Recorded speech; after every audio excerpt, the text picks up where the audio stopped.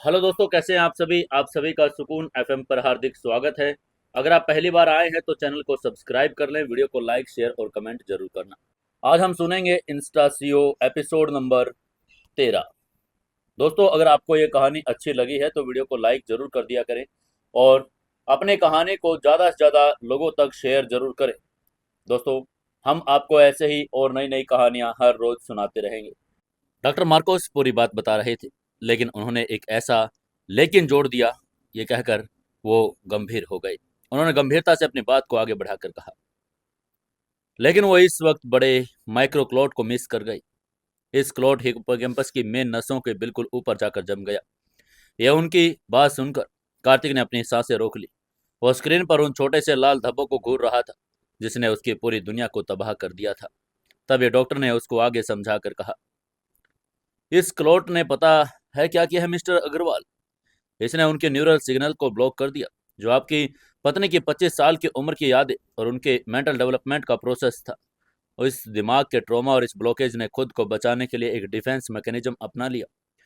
उसने उन सारे डैमेज रास्तों को शट डाउन कर दिया और उस बैकअप ड्राइव को ऑन कर दिया जहां उनकी 10 साल की उम्र यादें और मेंटल स्टेट सेव थी। इसलिए वो आज एक बच्चे की तरह बर्ताव कर रही है। उसकी ये बातें सुनकर कार्तिक ने अपनी मुट्ठियां कसकर कहा, तो इसका इलाज क्या है? तभी आगे से डॉक्टर मार्कोस ने कॉन्फिडेंस से कहा, लेजर अब्लेक्शंस माइक्रो सर्जरी। यह दुनिया की सबसे एडवांस और जटिल न्यूरो सर्जरी तकनीकों में से एक है। मैं 1 मिलीमीटर के पतले से फाइबर ऑप्टिकल लेजर को उनकी आर्टरी के जरिए उनके दिमाग तक लेकर जाऊंगा और फिर बिना आसपास के किसी हेल्दी ब्रेन टिश्यू को नुकसान पहुंचाए उस लेजर की हीट से उस क्लोट को वेपोराइज कर दूंगा। उनकी ये बात सुनकर आगे से कार्तिक का गला सूख रहा था। उसने थोड़ा घबरा कर पूछा, और रिस्क? क्या इसमें राह की जान को रिस्क है? आगे से डॉक्टर मार्कोस ने अपनी आंखें नीची कर ली और बड़ी ईमानदारी से कहा, मिस्टर अग्रवाल, ब्रेन सर्जरी में 100% गारंटी कोई डॉक्टर नहीं दे सकता।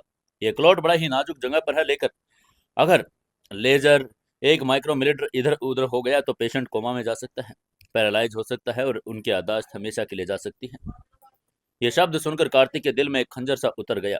कोमा, पैरालिसिस, क्या वो अपनी शेरनी को खतरे में डाल सकता था?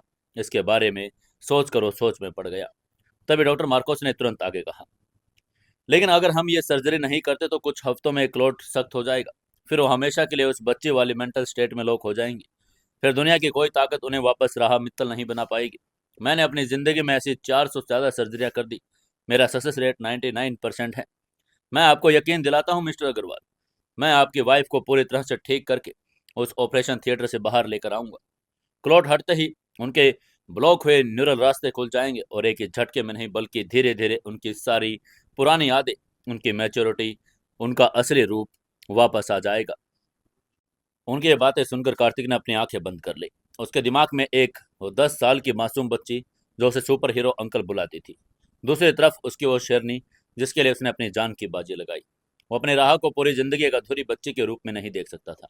उसे अपनी वो राह वापस चाहिए थी, जो उसे कार्तिक कहकर बुलाती थी, जो उसे लड़ती थी, जो उसे प्यार करती थी।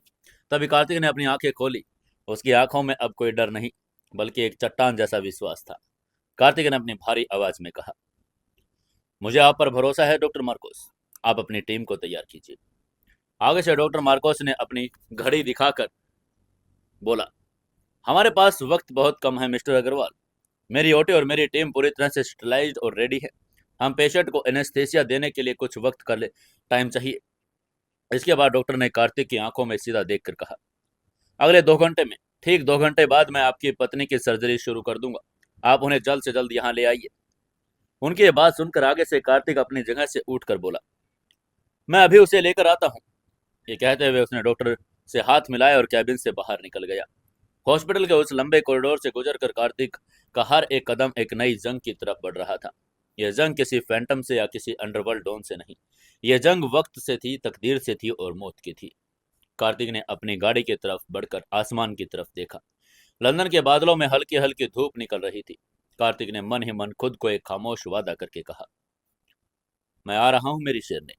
ये तुम्हारा सुपर हीरो अंकल आज अपनी जादू की छड़ी से तुम्हारे दिमाग के उस सारे अंधेरे को खत्म कर देगा। जब तुम अगली बार आंखें खोलोगी तो मुझे यकीन है कि तुम मेरे उसे नाम से मुझे पुकारोगे। ये सोचकर कार्तिक मैगनी में बैठा और गाड़ी के वापस क्राउन एस्टेट की तरफ दौड़ा दिया। अगले 2 घंटे में कार्तिक और राहा की जिंदगी के सबसे बड़े, सबसे खौफनाक, सबसे खूबसूरत फैसले की घड़ी बनने वाली थी। ऑपरेशन थिएटर की वो ठंडी मेज अब एक ऐसे चमत्कार की तरह इंतजार कर रही थी जो उनकी जिंदगी का इतिहास बदल कर रख देने वाली थी। लंदन की सड़कों पर मैकबे कार हवा में बातें कर कर द क्राउन एस्टेट की तरफ दौड़ने लगी। कार्तिक अग्रवाल का दिमाग पूरी तरह से एक लक्ष्य पर केंद्रित था, अपने राह को उस ऑपरेशन थिएटर तक सुरक्षित पहुंचाना। डॉक्टर मार्कोस से हुई इस मुलाकात ने कार्तिक के अंदर का एक ऐसा विश्वास भर दिया जो शायद कभी किसी हथियार या दौलत से ज्यादा शक्तिशाली था। जब कार्तिक हवेली के मुख्य दरवाजे से अंदर दाखिल हुआ तो लंदन की हल्की ठंडक के बावजूद हवेली के अंदर का माहौल बहुत ही गर्म और सुकून से भरा था। सेंट्रल हीटिंग की वजह से अंदर का तापमान बिल्कुल माफिक था। हॉल से गुजरते हुए कार्तिक के कानों में राह की वही चमकती हुई मासूम और बच्चों वाली हंसी पड़ी। ये आवाज सुनकर कार्तिक के कदम अपने आप उस कमरे की तरफ खिंच गए। कार्तिक ने कमरे में आधा खुला दरवाजा धीरे से धकेला। अंदर का नजारा देखकर उसके दिल में एक अजीब सी हलचल हुई। राह जमीन पर बड़े मुलायम सफेद कालीन पर बैठी थी। उसने अपने उस बड़े से पिंक टेडी बियर को अपने सामने बैठाया था और एक छोटी सी प्लास्टिक की चाय की प्याली उसके मुंह के पास लगाकर उसे चाय पिलाने का नाटक कर रही थी। राह ने उसको चाय पिलाने की एक्टिंग करके कहा, लो मिस्टर बियर, तुम भी थोड़ी सी चाय पी लो। मम्मा कहती है ठंड में गर्म चाय पीने से खांसी नहीं आती। राह अपनी उस पतली और प्यारी सी आवाज में टेडी बियर से बात कर रही थी। पास ही सोफे पर दिव्यानी मित्तल बैठी थी। उनकी आंखों में अपने बेटे की इस मासूमियत को देखकर एक तरफ प्यार था तो दूसरी तरफ गहरा दर्द, और उनकी 25 साल की होनहार शेरनी जैसी बेटी आज उसका सारा वजूद भूलकर एक बच्ची बन चुकी थी। कार्तिक को दरवाजे पर खड़ा देखकर दिव्यानी जी तुरंत अपनी जगह से उठ गई। उनकी आंखों में एक सवाल था, एक बेताबी थी। कार्तिक ने उनकी तरफ देखकर एक हल्की सी लेकिन बड़ी ही आश्वस्त करने वाली मुस्कान दी और पलके झपका कर इशारा किया कि सब ठीक है। कार्तिक कमरे के अंदर आया और उसने बहुत ही गंभीर लेकिन शांत लहजे में दिव्यानी के पास जाकर फुसफुसा कर कहा, माँ जी वक्त आ गया है। डॉक्टर मार्कोस ने ओटी तैयार कर लिया। अगले आधे घंटे के अंदर राह को हॉस्पिटल लेकर पहुंचना है। आप जल्दी से उसे तैयार कर दीजिए। बाहर ठंड बहुत है, उसे अच्छे से गर्म कपड़े पहना दीजिएगा। यह सुनते ही दिव्यानी के हाथ हल्के से कांपने लगे। एक माँ के लिए अपनी बेटे के ब्रेन सर्जरी जैसे खतरनाक ऑपरेशन के लिए लेकर जाना दुनिया का सबसे मुश्किल काम होता है। उनकी बेटी उनकी आंखों में आंसू छलक कर आए और लेकिन उन्होंने तुरंत खुद को संभाल लिया। वो जानती थी कि अगर वो कमजोर पड़ गई तो राह डर जाएगी। दिव्यानी जी ने अपने आंसू पोंछकर कहा, मैं मैं अभी उसे तैयार करती हूँ कार्तिक। उनकी यह बात सुनकर आगे से कार्तिक ने सिर हिलाया और पीछे हट गया ताकि दिव्यानी जी राह को तैयार कर सके। दिव्यानी जी जमीन पर बैठी राह के पास आई और अपने घुटनों के बल बैठ गई। उन्होंने बड़े ही प्यार से राह के गालों को चूमा। दिव्यानी जी ने अपनी आवाज में बड़ा ही उत्साह और प्यार भरकर कहा, राह मेरी गुड़िया, चलो उठो, हमें बाहर जाना है। आगे से राह ने अपनी बड़ी बड़ी आंखों से अपनी माँ को देखकर हैरानी से पूछा, बाहर? लेकिन मम्मा बाहर तो बड़ी ठंड है, हम कहाँ जा रहे हैं? तभी दिव्यानी जी कार्तिक की बताई हुई कहानी का सहारा लेकर कहा, हम तुम्हारे सुपर हीरो अंकल के उस जादूगर दोस्त से मिलने जा रहे हैं। तुम्हें याद है ना, अंकल ने कहा था कि वो जादूगर अपनी मैजिक बैंड घुमाएगा, तुम्हारे सिर का सारा दर्द छूमंतर कर देगा। हम उसी के जादुई महल में जा रहे हैं। उनकी ये बातें सुनकर आगे से राह की आंखों में खुशी और अचरज की चमक आ गई। उसने एक्साइटेड होकर कहा, सच्ची मम्मा, क्या वो जादूगर कोई मैजिक ट्रिक भी दिखाएगा? क्या वो रैबिट निकालेगा अपनी हेड से? उसकी ये बात सुनकर आगे दिव्यानी के गालों पर एक पसीना आ गया, लेकिन उन्होंने मुस्कुरा कर कहा, हाँ मेरी जान, वो तुम्हें बहुत बड़ा मैजिक दिखाएगा, लेकिन जादूगर से मिलने के लिए हमें बहुत सुंदर और अच्छे से तैयार होकर जाना पड़ेगा। चलो जल्दी से, मम्मा तुम्हें रेडी कर देती है। उनकी बात सुनकर राह खुशी से उछल पड़ी और अपना टेडी बियर लेकर अपनी माँ के साथ ड्रेसिंग एरिया की तरफ चली गई। दिव्यानी जी ने राह को बड़े ही प्यार से तैयार करना शुरू कर दिया। उन्होंने राह को एक बड़ा ही मुलायम और गर्म क्रीम कलर का हाई नेक स्वेटर पहनाया। उसके ऊपर से एक बहुत ही खूबसूरत बेबी पिंक कलर की फर वाली मोटी जैकेट पहना दी ताकि लंदन के सर्द हवाओं का एक झोंका भी उसे न लगे। दिव्यानी ने राह के एक छोटी सी कुर्सी पर बैठाया और उसे कंघे से उसके बालों को बड़ी ही कोमलता से सुलझाने लगी। बाल बनाते हुए दिव्यानी के हाथ कांप रहे थे। उन्हें याद आ रहा था कि कैसे राह ऑफिस जाने से पहले अपने बाल खुद एक सख्त कारपेट बन में बांधती थी। आज वो उसी बेटे के बालों को दो छोटी छोटी चोटियां बना रही थी। राह ने आईने में अपनी माँ की नम आंखों को देखकर बड़ी ही मासूमियत से पूछा, मम्मा आप रो रही हो? तभी दिव्यानी ने तुरंत अपनी आंखें झपकाई और एक झूठी हंसी हंसकर कहा, नहीं तो गुड़िया, मम्मा की आंखों में कुछ चला गया था। देखो मेरी प्रिंसेस कितनी प्यारी लग रही है। ये कहते हुए उन्होंने राहा के सिर पर एक सफेद रंग की ऊनी टोपी पहनाई और उसके पैरों में छोटे गर्म बूट पहना दिए। तभी राहा ने अपना पिंक टेडी बियर उठाया और उसे कसकर गले लगाकर कहा, मम्मा मैं रेडी हूँ, क्या मिस्टर बियर मेरे साथ जा सकते हैं? वो भी जादूगर को देखना चाहते हैं। आगे से दिव्यानी ने राहा का हाथ पकड़कर कहा, बिल्कुल बेटा, मिस्टर बियर भी तुम्हारे साथ जाएंगे। ये कहते हुए उसे लेकर कमरे से बाहर हॉल की तरफ आ गई। कार्तिक हॉल के में खड़ा उसका इंतजार कर रहा था। जैसे उसने राहा को उस पिंक जैकेट और ऊनी टोपी में देखा, उसका दिल एक अजीब सी ममता और प्यार से भर गया। वो बिल्कुल एक नन्ही परी लग रही थी। कार्तिक ने घुटनों के बल बैठकर राहा की तरफ हाथ बढ़ाकर कहा, वाओ, मेरी गुड़िया तो बिल्कुल एक स्नो प्रिंसेस लग रही है। उसकी ये बात सुनकर आगे से राहा खिलखिलाकर हंस गई और दौड़कर कार्तिक के गले लग गई। उसने कार्तिक को गले लगाकर कहा, चलो सुपर हीरो अंकल, मुझे जल्दी से वो मैजिक देखना है। तभी कार्तिक ने राहा को अपनी बाहों में उठाया और सही वाले बाएं हाथ के सहारे हवेली के दरवाजे से बाहर निकालकर मैकबे गाड़ी की तरफ बढ़ गया। लंदन की सर्द हवाओं को चीरती वो काली मैकबे रॉयल क्वींस हॉस्पिटल की तरफ तेजी से बढ़ रही थी। गाड़ी के अंदर का माहौल बहुत ही खुशनुमा लग रहा था, लेकिन कार्तिक और दिव्यानी जी के दिलों में एक भयंकर तूफान चल रहा था। पूरे रास्ते राहा गाड़ी की खिड़की से बाहर देखकर चहक रही थी। लंदन की वो पुरानी इमारतें, टेम्स नदी का किनारा और सड़क पर चलते हुए लोग उसे बहुत ही रोमांचित कर रहे थे। राहा ने डबल डेकर बस को देखकर ताली बजाकर पूछा, मम्मा देखो वो कितनी बड़ी और लाल रंग की है, क्या हम उसमें भी बैठेंगे? आगे से दिव्यानी ने राहा के गाल को सहलाकर कहा, हाँ बेटा, जब तुम्हारा जादुई खेल खत्म हो जाएगा तो मम्मा और सुपर हीरो अंकल तुम्हें उस बस में भी घुमाएंगे। आगे कार्तिक सीट पर था और रियर व्यू मिरर में लगातार राहा को देख रहा था। राहा की ये खुशी, ये कार्तिक के आगे सीट पर वो चुलबुलापन, कार्तिक जानता था कि ये कुछ ही पलों की बात है। हॉस्पिटल पहुंचते ही ये सब एक डरावने सपने में बदल जाएगा। Operation theatre, anaesthesia, surgical tools, ये सब चीजें किसी भी बच्चे के लिए एक डरावनी होती है और राहा तो पहले ही एक गहरे सदमे का शिकार थी। लगभग 20 मिनट के सफर के बाद मैकबे में एक बड़े से मोड़ पर रॉयल क्वींस के हॉस्पिटल के वीआईपी गेट के अंदर प्रवेश किया। हॉस्पिटल की इमारत बड़ी ही भव्य थी, लेकिन उसका रंग सफेद और ग्रे था। बाहर कई एम्बुलेंस खड़ी थी, जिनकी लाल और नीली बत्तियां चमक रही थी। स्ट्रेचर पर कुछ मरीजों को अंदर लेकर जाया जा रहा था। हवा में लंदन के ठंडक के साथ स्प्रिट और दवाइयों की अजीब सी गंध मिली थी। वो अक्सर हर बड़े हॉस्पिटल के बाहर महसूस होती है। कार्तिक की गाड़ी जैसे ही मेन पोर्टिको में आकर रुकी, हॉस्पिटल के कुछ nurse, ward boy wheel chair लेकर गाड़ी की तरफ दौड़े। उन्होंने सफेद रंग के सर्जिकल कोट और मास्क पहने थे। राहा, जो अभी तक खिड़की के बाहर लंदन के नज़ारे देख रही थी, उसकी नज़र अचानक उस सफेद और डरावनी इमारत पर पड़ी। उसने उन एम्बुलेंस को देखा, उसने उन सफेद कोट वाले लोगों को देखा जो उसकी गाड़ी की तरफ आ रहे थे। उसी सेकंड राहा के दिमाग में कुछ हुआ। एक्सीडेंट के दिन वो भयानक ट्रॉमा, नानावटी हॉस्पिटल का आईसीयू, सुइयों को चुभना, खून की वो बदबू और दर्द, ये सब एक फ्लैशबैक की तरह उसके 10 साल के अचेतन मन में हथौड़े की तरह बजने लगा। उसके दिमाग ने एक जगह को खतरे के रूप में पहचान लिया। राहा के चेहरे पर खिलखिलाती मुस्कान एक पल में गायब हो गई। उसकी आंखों की पुतलियां खौफ से फैल गई। उसका पूरा शरीर कांपने लगा।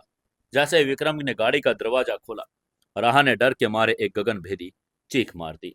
उसने चिल्लाकर कहा, नहीं नहीं मम्मा नहीं। राहा चीख कर गाड़ी की सीट पर पीछे की तरह सिकुड़ गई।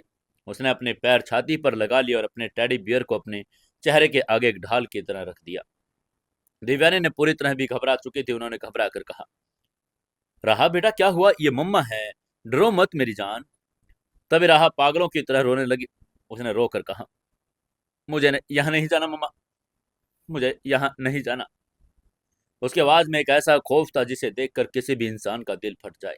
वो जोर जोर से हाँफ रही थी और उसकी सांसें उखड़ने लगी। उसने रो कर कहा, ये कोई मैजिक वाला घर नहीं, ये हॉस्पिटल है, यहाँ गंदे लोग रहते हैं, यहाँ मुझे सुई चुभाएंगे, मुझे दर्द होगा, मुझे घर ले चलो मम्मा, मुझे घर जाना है। राहा ने कार की सीट बेल्ट को अपने हाथों से कसकर पकड़ लिया। जैसे उसने उसे छोड़ा तो उसे कोई खींच कर ले जाएगा। जैसे वो इतनी बुरी तरह से पैनिक अटैक का शिकार हो गई। उसका पूरा चेहरा लाल हो गया और आंसुओं से भीग गया। बाहर खड़े डॉक्टर भी इस नज़ारे को देखकर हैरान हो गए और पीछे हट गए। कार्तिक, जो गाड़ी से बाहर निकल चुका था, राहा के इस हालात को देखकर उसका दिल किसी मुट्ठी में भिंच गया। ऐसा महसूस हुआ और उसकी शेरनी, जो कभी किसी चीज से नहीं डरती थी, आज एक हॉस्पिटल की बिल्डिंग को देखकर मौत के खौफ से कांप रही थी। दिव्यानी जी गाड़ी के अंदर बैठकर राहा को गले लगाने की कोशिश कर रही थी। उसने कोशिश करके कहा, राहा मेरी गुड़िया शांत हो जाओ, तुम्हें कोई सुई नहीं लगाएगा। मम्मा प्रॉमिस करती है, हम बस अंकल से मिलकर वापस आ जाएंगे। तभी राहा ने अपनी माँ को पहली बार इतने जोर से धक्का देकर कहा, आप झूठ बोल रहे हो मम्मा, वो सफेद कपड़े वाले गंदे लोग हैं, वो मुझे पकड़ लेंगे, मुझे दर्द होता है मम्मा, मुझे यहाँ मत लेकर जाओ। ये कहते हुए राहा गाड़ी की सीट पर छुपने की कोशिश कर रही थी और जोर जोर से रो रही थी। आगे से दिव्यानी भी रोने लगी। उन्होंने रोकर कहा, कार्तिक ये डर गई है, ये गाड़ी से बाहर नहीं आ रही। अगर हमने इसके साथ जबरदस्ती तो इसके दिमाग की नसें फट सकती है। हम क्या करें कार्तिक? उनकी बातें सुनकर आगे से कार्तिक ने गहरी सांस ली। उसे पता था अगर राहा इस वक्त इस कार से बाहर नहीं आई तो डॉक्टर मार्कोस की वो सारी तैयारियां धरी की धरी रह जाएंगी। राहा हमेशा के लिए इसे मानसिक हालत में कैद हो जाएगी। उसे किसी भी कीमत पर राहा को मनाना था, लेकिन जबरदस्ती से नहीं, प्यार और विश्वास से। कार्तिक ने बड़े ही शांत और भारी आवाज में कहा, आप थोड़ा पीछे हटिए माँ जी। इसके बाद कार्तिक ने विक्रम और बाकी हॉस्पिटल स्टाफ को एक हाथ से दूर हटने का इशारा किया। उसने गाड़ी का दरवाजा पूरा खोला और लंदन की उस ठंडी और सख्त जमीन पर दुनिया का सबसे बड़ा अरबपति घुटनों के बल बैठ गया। कार्तिक ठीक गाड़ी के दरवाजे के घुटनों पर बैठा था। उसकी नजरें सीधे राहा की आंखों के लेवल पर थी। राहा सीट के कोने में दुबकी थी, अपने टेडी बियर के पीछे कार्तिक को डरी सहमी आंखों से देख रही थी। वो लगातार सिसकियां ले रही थी। कार्तिक ने कोई जल्दबाजी नहीं की। उसने बड़े ही आराम से एक कोमल और शहद जैसी मीठी आवाज में पुकार कर कहा, गुड़िया। लेकिन आगे से राहा ने कोई जवाब नहीं दिया, बस रोकर अपना सिर हिलाया, मतलब नहीं। तभी कार्तिक ने अपनी आवाज में दुनिया भर का प्यार भरकर कहा, मेरी तरफ देखो राहा। उसके बाद सुनकर राहा ने धीरे से अपने टेडी बियर को नीचे किया और अपनी उन बड़ी आंसुओं से भीगी आंखों से कार्तिक को देखा। तभी कार्तिक ने बड़ी ही धीमी और जादुई आवाज में पूछा, तुम्हें अपने सुपर हीरो अंकल पर भरोसा है? उसके बाद सुनकर आगे से राहा ने हिचकियां लेकर कुछ पल सोचा, फिर धीरे से हाँ में सिर हिला दिया। कार्तिक ने अपना एक हाथ बड़े ही आराम से आगे बढ़ाकर कहा, तो फिर तुम इतना क्यों डर रही हो मेरी जान? क्या मैंने तुम्हें उन गंदे राक्षसों से नहीं बचाया था? क्या मैंने तुम्हें प्रॉमिस नहीं किया था कि जब तक मैं तुम्हारे साथ हूं, दुनिया कोई कोई राक्षस, कोई भी गंदा इंसान तुम्हें हाथ नहीं लगा सकता? हालांकि उसका अपना हाथ तो बड़ा था, लेकिन राहा को उसने छुआ नहीं।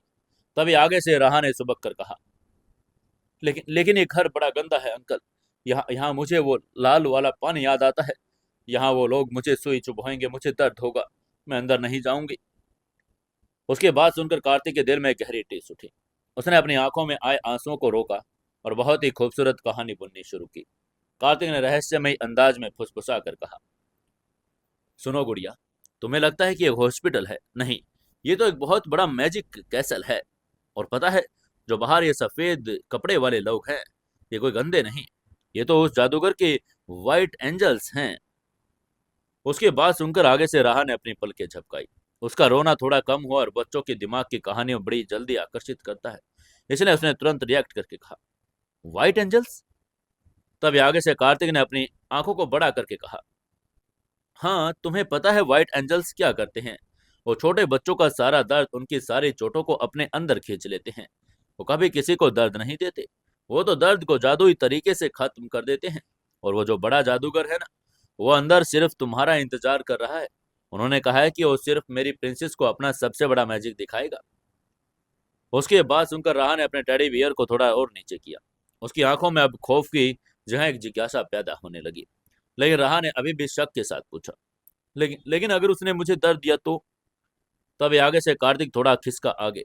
उसने अपना बड़ा और खुरदरा हाथ राहा के उस छोटे से कांपते हाथ के पास ले जाकर उसके ऊपर रख दिया। कार्तिक ने बिल्कुल एक सच्चे शूरवीर की तरह अपनी छाती पर हाथ रखकर कहा, मैं तुम्हें अपना सुपर हीरो ओथ देता हूं। जब तक तुम उस जादुई महल के अंदर रहोगी, मेरा हाथ तुम्हारे हाथ के एक सेकंड के लिए भी नहीं छूटेगा। मैं तुम्हारे साथ रहूंगा, बिल्कुल तुम्हारे पास। अगर किसी ने भी, किसी व्हाइट एंजल्स ने तुम्हें जरा भी दर्द देने की कोशिश की, तो मैं उसे उठाकर आसमान में बहुत दूर फेंक दूंगा। मैं तुम्हें कुछ नहीं होने दूंगा गुड़िया, ये मेरा वादा है। कार्तिक की आंखों में जो सच्चाई, जो प्यार और गहरा विश्वास था, उसने राहा के उस 10 साल के डरे हुए बाल मन को पूरी तरह शांत कर दिया। उसे लगा कि जब ये उसका मजबूत और ताकतवर सुपर हीरो उसके साथ है तो उसे किसी चीज से डरने की जरूरत नहीं। राहा ने अपने गाल से आंसू पोंछे। उसने एक लंबी सांस ली और अपनी छोटी सी पिंक फिगर को आगे बढ़ाया। राहा ने बड़ी ही मासूमियत से पूछा, पिंकी प्रॉमिस, आप मेरा हाथ कभी नहीं छोड़ेंगे? तभी कार्तिक ने होठों पर एक ऐसी सुकून भरी मुस्कान लेकर उसे जैसे पूरी दुनिया जीत ली हो, उसने अपनी उंगली को राहा की छोटी उंगली में फंसा लिया और अपने बड़े ही पक्का पिंकी प्रोमिस करके बोला, पिंकी प्रोमिस मेरी गुड़िया, मैं तुम्हारा हाथ कभी नहीं छोड़ूंगा। उसके प्रोमिस करते ही राहा ने फाइनली गाड़ी की सीट बेल्ट छोड़ दी। उसने अपने टेडी बियर को एक हाथ से सीने से लगाया और दूसरा हाथ कार्तिक के उस विशाल और मजबूत हाथ में दे दिया। कार्तिक ने बहुत ही नजाकत से राहा का हाथ पकड़ा, उसे गाड़ी के बाहर आने में मदद की और बाहर खड़ी दिव्यानी, विक्रम हॉस्पिटल का स्टाफ ये पूरा नजारा देखकर हैरान रह गया। जिस बच्चे को पैनिक अटैक आ रहा था, वो कार्तिक की चंद बातों और उसके अटूट विश्वास के कारण अब बिल्कुल शांत होकर गाड़ी से बाहर आ गई। तभी कार्तिक आगे खड़ा हुआ। उसने राहा के हाथ को अपने हाथ में बड़े ही साफ तरीके से जकड़ लिया। कार्तिक ने मुस्कुराकर पूछा, चलो देखें वो जादूगर कैसा मैजिक करता है। उसकी बात सुनकर राहा ने सिर हिलाया। उसने एक बार डर कर उस बड़ी सी बिल्डिंग को देखा, लेकिन फिर उसने कार्तिक के हाथ को और कसकर पकड़ लिया। उसके साथ कदम से कदम मिलाकर आगे बढ़ने लगी। इसके बाद कार्तिक और राहा दिव्यानी के साथ रॉयल क्वींस हॉस्पिटल के उन स्टरलाइज्ड कॉरिडोर से दाखिल हुए। वहां का शांत और क्लिनिकल माहौल किसी भी आम इंसान को घबराहट दे सकता था, लेकिन कार्तिक लगातार राहा से बातें कर रहा था। वो उसे आसपास की मशीनों को जादुई मशीनें बता रहा था। जो सीधे वीआईपी लिफ्ट से होकर टॉप फ्लोर पर डॉक्टर मार्कोस के ऑपरेशन विंग में पहुंचे। डॉक्टर मार्कोस अपने सर्जिकल गियर्स में तैयार खड़े थे। उन्होंने जब राहा को देखा तो उनके चेहरे पर बहुत ही सौम्य और ग्रैंडफादर वाली मुस्कान आ गई। डॉक्टर मार्कोस ने अपने पॉकेट से एक छोटी सी चॉकलेट निकालकर राहा की तरफ बढ़ाकर कहा, हेलो प्रिंसेस राहा, मैं डॉक्टर मार्कस हूँ, तुम्हारा जादूगर दोस्त। तभी आगे से राहा ने कार्तिक के पीछे छुपकर एक आंख से डॉक्टर को देखा। फिर उसने झिझक कर चॉकलेट लेकर कहा, थैंक यू जादूगर अंकल। इसके बाद डॉक्टर मार्कोस ने कार्तिक की तरफ देखकर कहा, मिस्टर अग्रवाल, हमें इन्हें ओटी प्री प्रेप रूम में लेकर जाना होगा, जहां हम इसे एनेस्थीसिया देंगे। क्या ये हमारे साथ अंदर चलेंगे? राहा ने सुनते ही कार्तिक का हाथ और जोर से भींच कर कहा, आप भी मेरे साथ चलोगे ना सुपर हीरो अंकल, आपने प्रॉमिस किया था। तभी कार्तिक ने बिना पलक झपकाए डॉक्टर मार्कोस की तरफ देखकर कहा, मैं इसके साथ अंदर जाऊंगा डॉक्टर, जब तक ये पूरी तरह बेहोश होकर सो नहीं जाती। मैं इसका हाथ नहीं छोड़ूंगा। आगे से डॉक्टर मार्कोस ने अनयूजुअल रिक्वेस्ट को समझा। उन्होंने सिर हिलाकर कहा, ठीक है, आप हमारे साथ आ सकते हैं, लेकिन आपको स्क्रब करना होगा, सर्जिकल गाउन पहनना होगा। कुछ ही मिनटों में कार्तिक को हरे रंग का एक सर्जिकल गाउन, मास्क और कैप पहना दी गई। वो बिल्कुल एक डॉक्टर जैसा लग रहा था। इसके बाद राहा को एक बड़े ही आरामदायक और हाई टेक स्ट्रेचर पर लेटाया। कमरे की लाइट्स को बड़ा मध्यम कर दिया और ताकि राहा की आंखों को आराम मिले। राहा घबराई हुई थी। वो बार बार पास के मॉनिटर्स और ड्रिप स्टैंड्स को शक की नजरों से देख रही थी। कार्तिक उसके बिल्कुल पास के स्टूल पर बैठ गया। उसने राहा के उस छोटे से कांपते हाथ को अपने हाथों के बीच रख लिया। कार्तिक ने मास्क के पीछे से अपनी गर्म और सुकून भरी आवाज में कहा, डर लग रहा है गुड़िया? आगे से राहा ने अपना सिर हिलाकर कहा, ये व्हाइट एंजल्स क्या करने वाले अंकल? क्या ये मुझे मैजिक वाला जूस पिलाएंगे? उसके बाद सुनकर आगे से कार्तिक ने मुस्कुराकर कहा, हाँ, ये व्हाइट एंजल तुम्हें एक बहुत ही मीठा सा जादुई जूस सुंघाएंगे, और जैसे ही तुम उसे सूंघोगी, तुम एक बहुत ही खूबसूरत सपनों की दुनिया में चली जाओगी। वहां तुम बादलों पर उछलना, परियों के साथ खेलना, और जब तुम उस जादुई नींद से जागोगी तो तुम्हारा सारा दर्द, सारा डर हमेशा के लिए गायब हो जाएगा। कार्तिक ने इतना ही कहा कि उस वक्त एनेस्थेसिया ने एक छोटा सा ट्रांसपेरेंट मास्क राहा के चेहरे पर लगाया और उस मास्क में एक मीठी सी गैस निकल रही थी। लेकिन राहा ने उस मास्क को धीरे से थोड़ा पीछे हटाने की कोशिश करके कहा, नहीं, मुझे नहीं सूंघना। तभी कार्तिक ने अपना अंगूठा राहा के गाल पर फेर कर कहा, राहा, मेरी तरफ देखो, मेरी आंखों में देखो। आगे से राहा ने कार्तिक की आंखों में देखा। उन आंखों में दुनिया का सबसे सच्चा प्यार और एक अभेद्य सुरक्षा थी। तभी कार्तिक ने उसे सम्मोहित करके कहा, मैं तुम्हारे पास हूं, मैं कहीं नहीं जा रहा, बस एक लंबी सांस लो गुड़िया, एक लंबी सांस। राहा ने कार्तिक की आंखों में देखकर अपने डर को पीछे छोड़कर एक लंबी सांस ली। वो जादुई गैस ने तुरंत अपना असर दिखाना शुरू किया। राह की पलकें धीरे धीरे भारी होने लगी। उसकी आंखों में नींद का नशा छाने लगा। राह ने लड़खड़ाती हुई, नींद में डूबती हुई आवाज में कहा, सुपर हीरो अंकल। ये उसकर अंगुलियां पकड़ कार्तिक के हाथ पर उसकी पकड़ ढीली होने लगी। वहीं कार्तिक लगातार उसके हाथ को चूम रहा था। उसने धीरे से फुसफुसा कर कहा, मैं यही हूं, मैं यही हूं, सो जाओ मेरी जान, सो जाओ। इसके कुछ सेकंड बाद राह का सिर एक तरफ लुढ़क गया। उसकी सांसें बड़े ही शांत और नियमित हो गई। वो पूरी तरह से एनेस्थीसिया के गहरे प्रभाव में जा चुकी थी। यह जंग और जब एनेस्थेटिक्स ने मॉनिटर्स चेक करके कंफर्म करके कहा, पेशेंट इज अंडर। उसकी बात सुनते डॉक्टर मार्कोस ने कार्तिक के कंधे पर हाथ रखकर कहा, मिस्टर अग्रवाल, अब आप बाहर जा सकते हैं। आपकी पत्नी गहरी नींद में है। अब यह जंग मेरी और मेरे सर्जिकल लेजर की है। आप बस बाहर बैठकर प्रार्थना कीजिए। कार्तिक ने एक आखिरी बार बिस्तर पर बेसुध लेटी शेरनी को देखा। उसने बड़े ही आहिस्ता से राह के हाथ को बिस्तर पर रखा और उसके माथे पर एक गहरा किस किया। कार्तिक ने मन ही मन ये सोचकर फुसफुसा कर कहा, लड़कर वापस आना मेरी शेरनी, मैं दरवाजे के उस पार तुम्हारा इंतजार कर रहा हूँ। ये सोचकर कार्तिक धीरे धीरे कमरे से बाहर निकला। उसके बाहर निकलते ही ऑपरेशन थिएटर के भारे स्लाइडिंग दरवाजे उश की आवाज के साथ बंद हो गए। दरवाजे के ऊपर एक लाल रंग की बत्ती जल गई और जिसका मतलब था सर्जरी इन प्रोग्रेस। तभी कार्तिक ने अपने चेहरे पर और सर्जिकल मास्क और कैप उतार कर फेंक दिया। वो बाहर वेटिंग एरिया में आकर कुर्सी पर बैठ गया। दिव्यानी वही एक कोने में बैठकर भगवान का नाम जप रही थी। अब शुरू हुआ वो वक्त जो सबसे जानलेवा, सबसे खौफनाक और सबसे लंबा इम्तिहान। हर गुजरता हुआ सेकंड कार्तिक के सीने पर हथौड़े की तरह बज रहा था। उस बंद दरवाजे के पीछे डॉक्टर मार्कोस का लेजर राह के दिमाग के उस क्लॉट को भाप बना रहा था। लेकिन क्या वो राह की उन खोई हुई यादों को वापस ले पाएगा? क्या जब राह अपनी आंखें खोलेगी तो वो 10 साल की बच्ची हो गया मित्तल इंडस्ट्री की वो 26 साल की शेरनी? और सबसे बड़ा सवाल, क्या वो अपने उस कार्तिक को पहचान पाएगी जिसने उसके लिए पूरी दुनिया को आग लगा दी? इन सवालों के भंवर में डूबा कार्तिक अग्रवाल सिर्फ लाल बत्ती को घूर रहा था। उसके जिंदगी का सबसे बड़ा फैसला अब उसे एक ऑपरेशन थिएटर के अंदर हो रहा था। रॉयल क्वींस हॉस्पिटल के उस वीआईपी फ्लोर का लंबा सफेद और शटरलाइज्ड कॉरिडोर इस वक्त दुनिया की सबसे भारी खौफनाक खामोशी में डूबा था। ऑपरेशन थिएटर के भारी स्लाइडिंग दरवाजों के ठीक ऊपर जल रही सुर्ख लाल बत्ती, जिस पर बड़े और स्पष्ट अक्षरों में सर्जरी इन प्रोग्रेस लिखा था, किसी दहकते अंगारे की तरह कार्तिक अग्रवाल की आंखों में चुभ रही थी। यह लाल रोशनी सिर्फ एक मेडिकल चेतावनी नहीं थी, बल्कि एक कार्तिक की जिंदगी, उसके वजूद और उसकी शेरनी की तकदीर का वो नाजुक धागा था जो अंदर एक सर्जन के हाथों में झूल रहा था। कार्तिक वेटिंग एरिया में एक ठंडी लेदर की कुर्सी पर मूर्ति की तरह बैठा था। उसका शरीर आगे की तरफ झुका था। उसकी दोनों कोहनियां उसके घुटनों पर टिकी थी। उसने अपने दोनों हाथों की उंगलियों को आपस में इतनी जोर से फंसा रखा था कि उसकी पोरें सफेद पड़ चुकी थी। उसका वो दायां कंधा जो कुछ ही घंटों पहले भारत में फैंटम के खूनी तांडव निंजाओं के हमले में बुरी तरह से कट चुका था, अब वो फिर से घंटों भरे लहरों में दौड़ रहा था। उस पर बंधी टाइट पट्टी खून से तरबतर होकर काली पड़नी शुरू हो गई। लेकिन इस दुनिया के सबसे ताकतवर अरबपति को अपने जिस्म के इस घाव का रत्ती भर भी एहसास नहीं था। उसका पूरा ध्यान, उसकी पूरी रूह सिर्फ और सिर्फ उस बंद दरवाजे के पार थी। कुछ ही दूरी पर कॉरिडोर के एक कोने में दिव्यानी मित्तल जमीन पर बैठी थी। उन्होंने अपने हाथ जोड़े अपनी आंखें बंद की थी।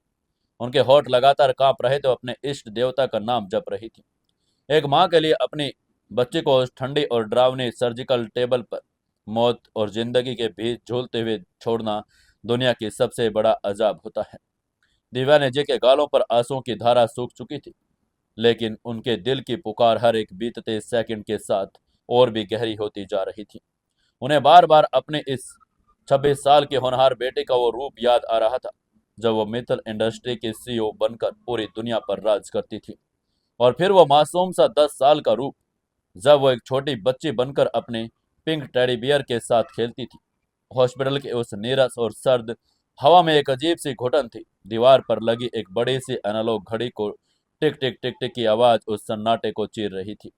हर एक सेकंड कार्तिक के सीने पर किसी भारी हथौड़े की तरह गिर रहा था। बंद दरवाजों के पीछे ऑपरेशन थिएटर का नजारा किसी अत्याधुनिक अंतरिक्ष यान के कंट्रोल के रूम के जैसा था। कमरे का तापमान एकदम सर्द, ताकि बैक्टीरिया इन्फेक्शन का कोई खतरा न रहे। बीचों बीच उस आधुनिक सर्जिकल टेबल पर राहा लेटी हुई थी। उसका शरीर एक हरे रंग की सर्जिकल शीट से ढका हुआ था। सिर्फ उसके एक सिर पर छोटा सा हिस्सा खुला था। राहा को जनरल एनेस्थीसिया के सबसे गहरे प्रभाव में रखा गया, ताकि उसके दिमाग में कोई हलचल न हो। उसके चेहरे पर एक पारदर्शी ऑक्सीजन मास्क लगा दिया। उसके नाजुक शरीर से दर्जनों तार और सेंसर्स जुड़े थे।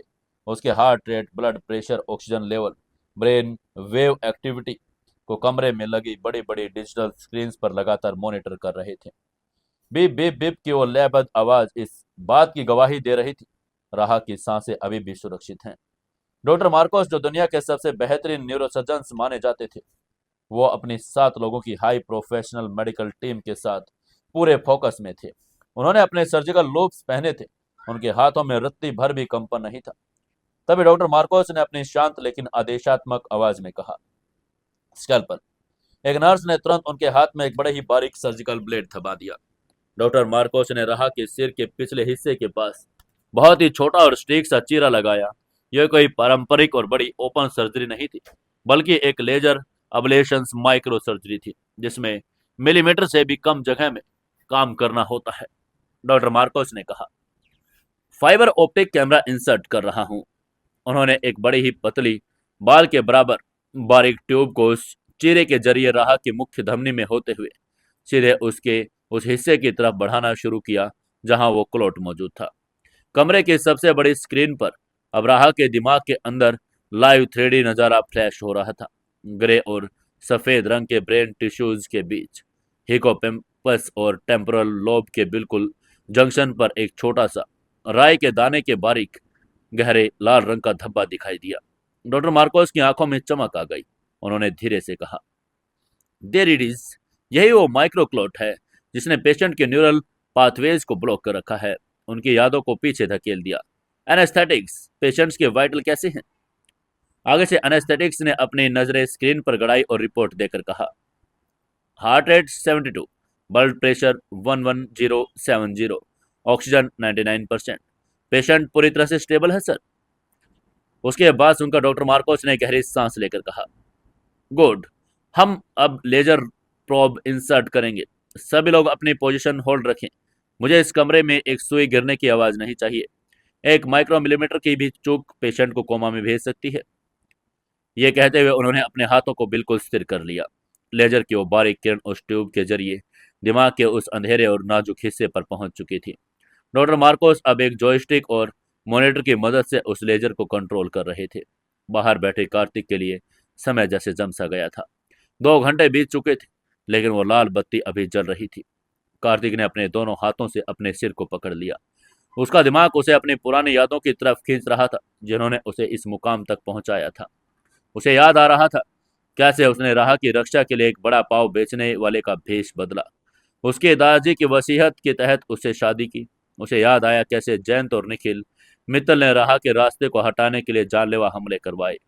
उसे अपनी वो छलांग भी याद आई जब उसने सांता क्रूज के पास उस स्नाइपर की गोली को अपने सीने पर झेल लिया, सिर्फ अपनी शेरनी को बचाने के लिए। उस दिन कार्तिक को लगा था कि उसने दुनिया की सबसे बड़ी जंग जीत ली, क्योंकि उस गोली ने राह के दिल की सारी नफरत को मिटा दिया था और उसे कार्तिक के प्यार में बदल दिया था।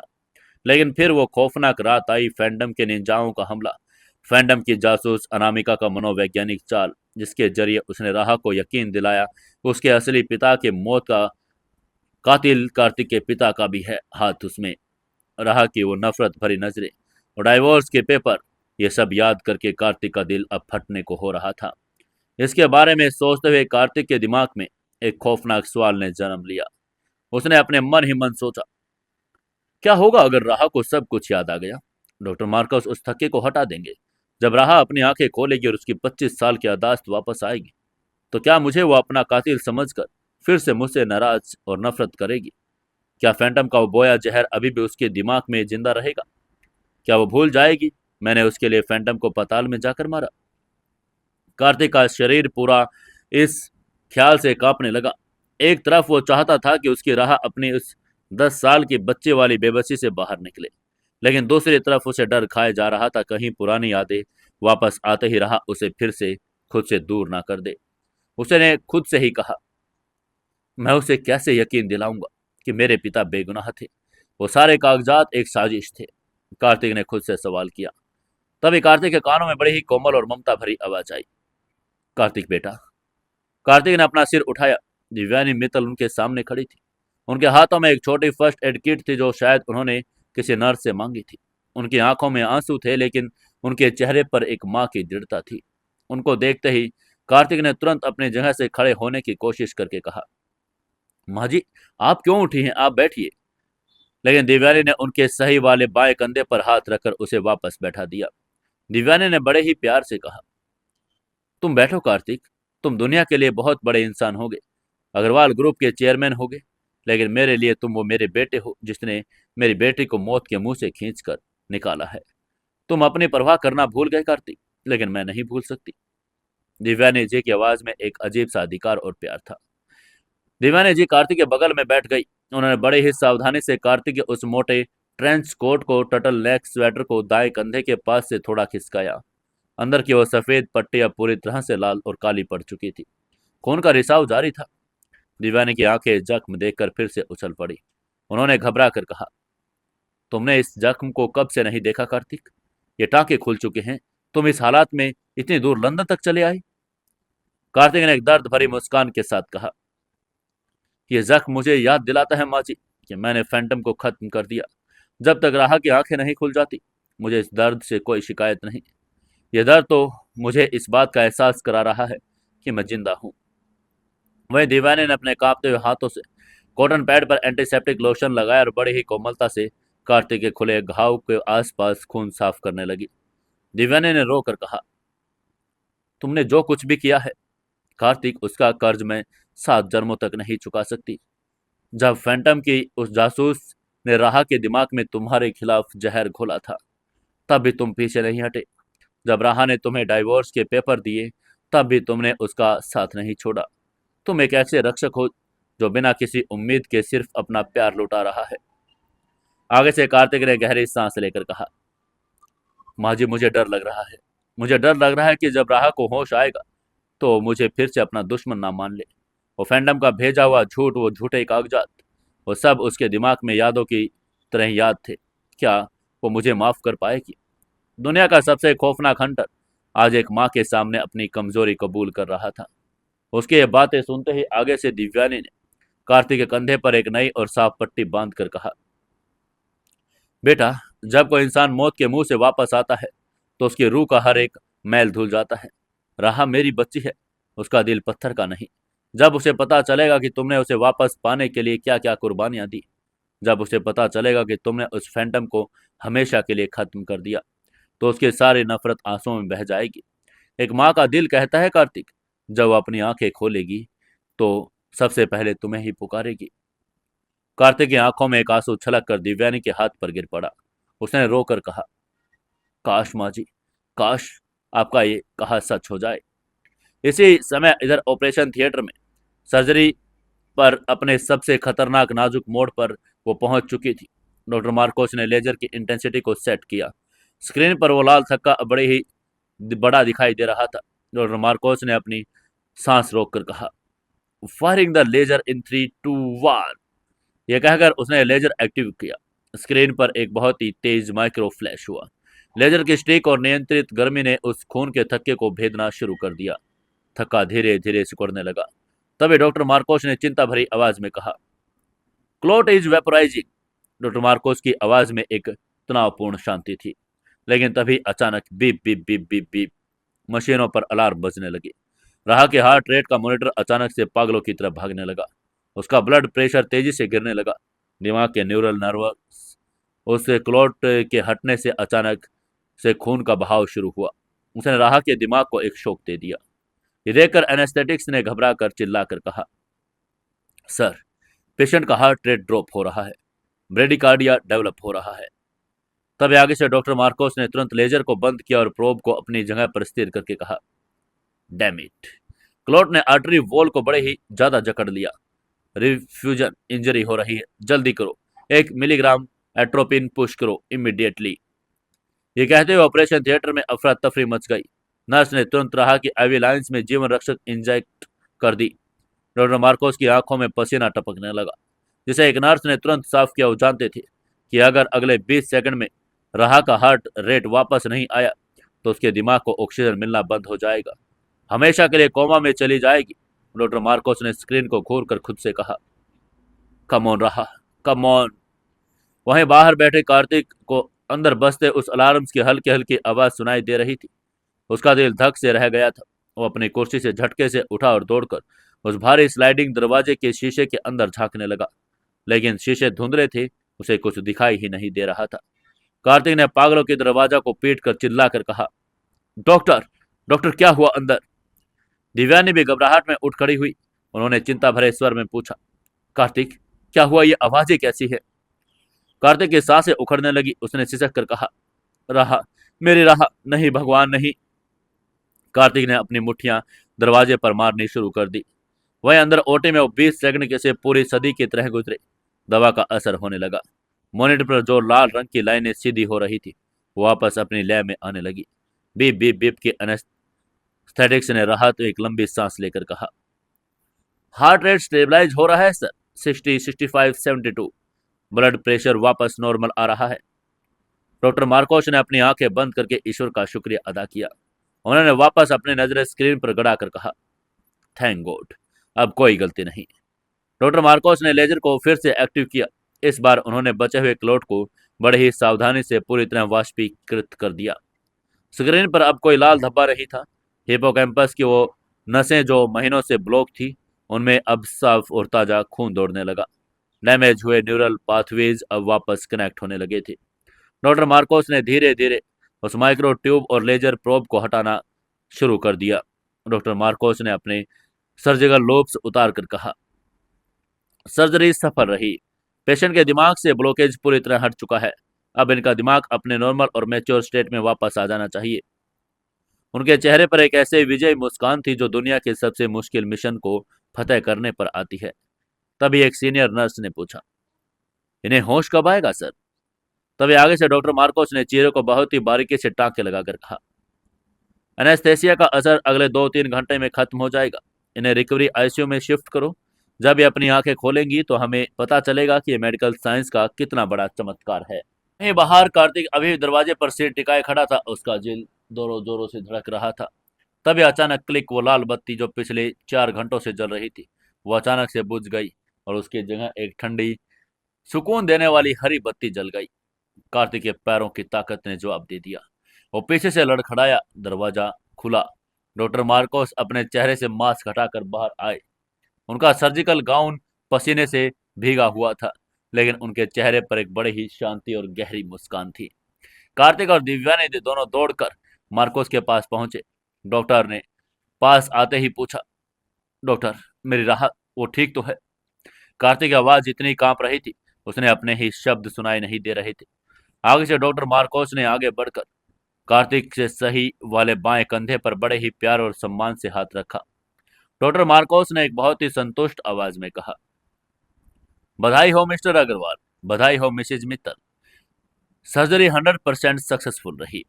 हमने उस पूरे क्लॉट को बिना किसी नुकसान के बाहर निकाल दिया। राह के दिमाग के वो सभी रास्ते जो बंद हो गए थे अब पूरी तरह से खुल चुके हैं। दिव्यानी जी ने अपने दोनों हाथ अपने मुंह पर रख लिए। जोर जोर से रोकर वह जमीन पर बैठ गई। उन्होंने तुरंत भगवान का शुक्रिया अदा करके कहा, हे भगवान, मेरी बच्ची ठीक हो गई, मेरी बच्ची ठीक हो गई। कार्तिक की आंखों में आंसुओं का एक झरना बह निकला। उसने डॉक्टर मार्कोस के दोनों हाथ पकड़ लिए और दुनिया का सबसे बड़ा अरबपति आज एक डॉक्टर के सामने कृतज्ञता से सिर झुका रहा था। उसने डॉक्टर का शुक्रिया अदा करके कहा, थैंक यू डॉक्टर, आपने आज सिर्फ एक सर्जरी नहीं की, आपने आज मुझे मेरी सांसें वापस कर दी। मैं आपका यह एहसान जिंदगी भर नहीं भूलूंगा। तभी आगे से डॉक्टर मार्कोस ने मुस्कुराकर कहा, यह मेरा फर्ज था मिस्टर अग्रवाल, लेकिन हमें अभी थोड़ा सब्र और रखना होगा।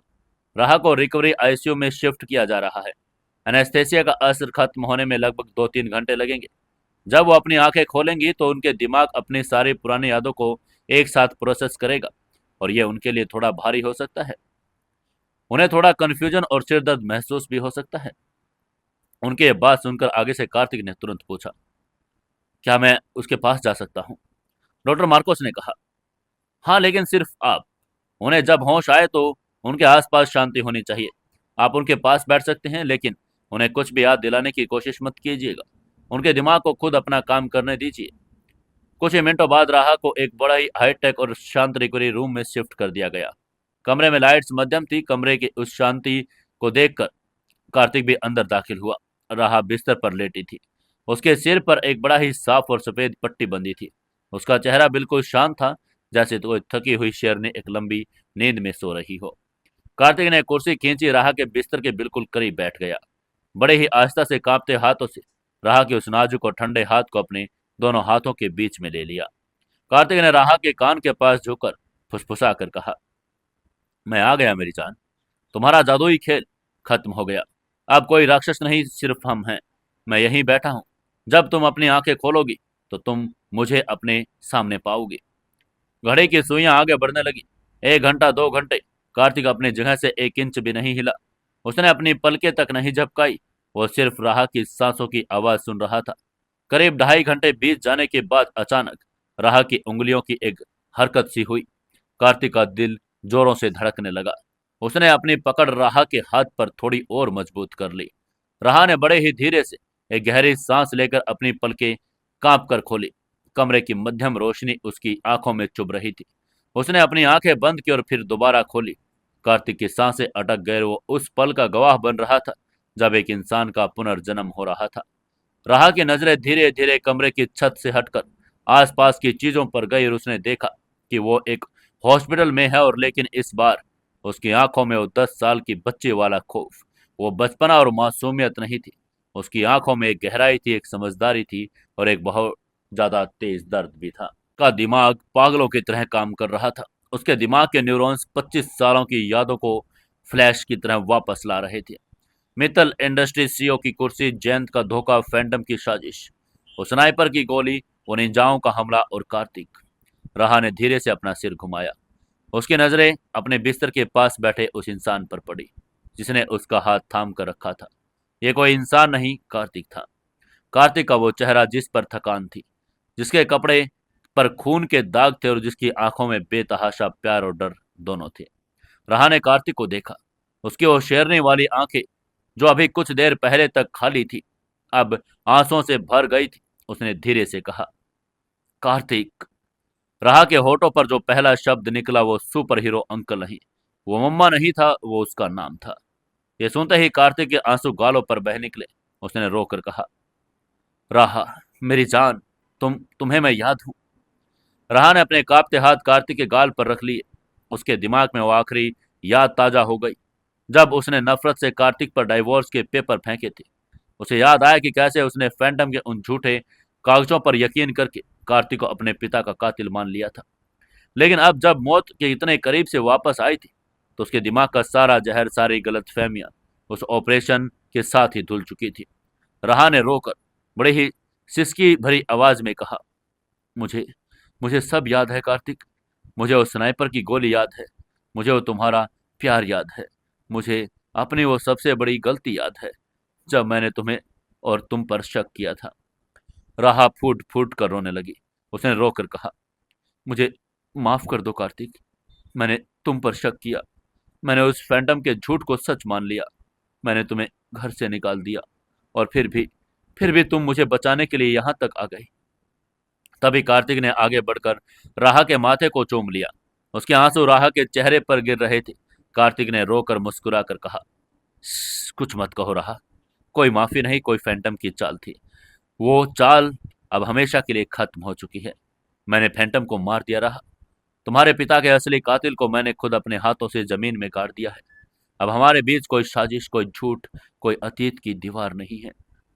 राहा ने अपनी आंखें बंद कर ली। कार्तिक के हाथ को अपने सीने से लगा लिया। उसने बड़े ही प्यार से कहा, मैं तुमसे बहुत प्यार करती हूँ कार्तिक। मैं अपनी आखिरी सांस तक सिर्फ तुमसे प्यार करती हूँ। लंदन के उस हॉस्पिटल के शांत कमरे में अब दो टूटे हुए दिल, जो दुनिया की हर साजिश, दर्द से गुजर चुके थे, वो आज पूरी तरह एक हो गए थे। अब कोई बड़ा पाव वाला नहीं था, कोई सीओ नहीं, कोई फैंटम नहीं। अब सिर्फ एक रक्षक था, और उस शेरनी थी जिसका प्यार आज इम्तिहान में पास होकर हमेशा के लिए मुकम्मल हो रहा था। लंदन के रॉयल क्वींस हॉस्पिटल के उस शांत और आधुनिक रिकवरी रूम में अब कोई खौफ, कोई साजिश या कोई डर नहीं था।